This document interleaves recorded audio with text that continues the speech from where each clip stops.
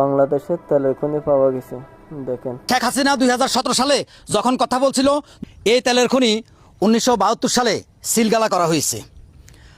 2004 সালে এখানে যখন আবার আরেকটা টিম কোরিয়া থেকে আসছিল, তখনও আবার তারা দীর্ঘ 3 বছর প্রচেষ্টার পর 2004 সালে আবার সেটাকে পুনরায় এখান থেকে যে সীসা ঢালাইটা যেটুকু পর্যন্ত উঠানো হয়েছিল সেটুকু পর্যন্ত আবার দিয়ে তারা এখানে আবার পুনরায় সীসা ঢালাই করে চলে গেছিল। তো আমি অল্প একটু ইতিহাস বলতে চাই। এই তেলের খনি নিয়ে কথা বলছিল বঙ্গবন্ধু শেখ মুজিব, সেও ক্ষমতায় টিকে থাকতে পারে নাই। এই তেলের খনি নিয়ে কথা বলছিল জিয়াউর রহমান, নৃশংসভাবে হত্যাকাণ্ডের শিকার হয়েছে। এই তেলের খনি নিয়ে কথা বলছিল 1988 সালে এরশাদ সরকার, সেও ক্ষমতা থাকতে পারে নাই।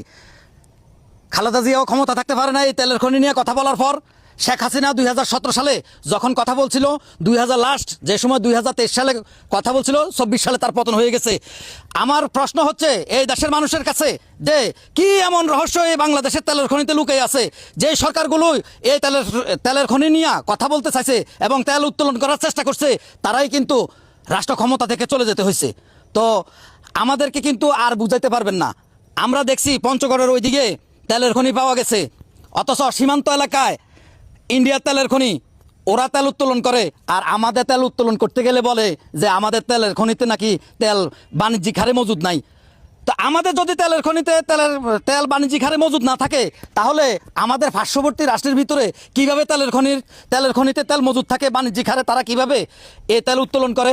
এটা আমার এই বাংলাদেশের মানুষের কাছে এবং এই বাংলাদেশের সচেতন নাগরিকের কাছে আমার এটা প্রশ্ন। আর একটা প্রশ্ন হচ্ছে, আমরা কোনো দেশের সাথে কম্পিটিশনে যেতে চাই না। আমাদের এই দেশকে নিয়ে বহু দেশ মানে খেলছে, আর আমরা খেলতে চাই না। আমাদের এই দেশের ভিতরে বহু দল, গণতান্ত্রিক দেশ, বহু দলের দেশ। এই দেশ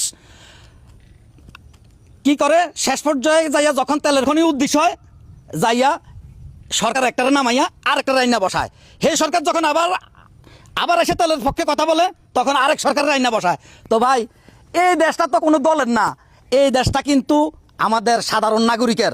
তো এই দেশ যদি সাধারণ নাগরিকের হয়, তাহলে এই দেশের কোনো দলমত নয়, কোনো দলের ক্ষমতা নয়, এই দেশের সকল মানুষ ঐক্যবদ্ধ হয়ে এই দেশের রাষ্ট্রীয় সম্পদ তেলের খনি থেকে তেল উত্তোলনের ব্যবস্থা করার আহ্বান জানাচ্ছি আমি।